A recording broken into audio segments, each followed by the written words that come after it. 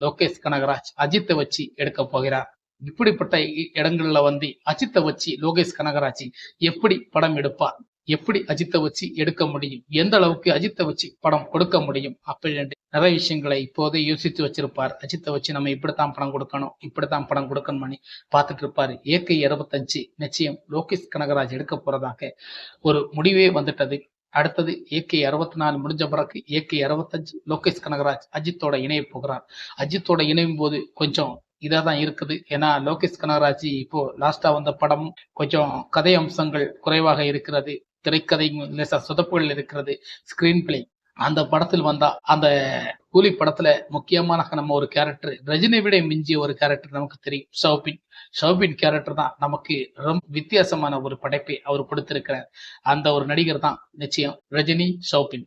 இவங்க 2 பேரும் சேர்ந்துதான் அந்த படத்தை தூக்கி நிறுத்திருக்கான்னு சொல்லலாம்.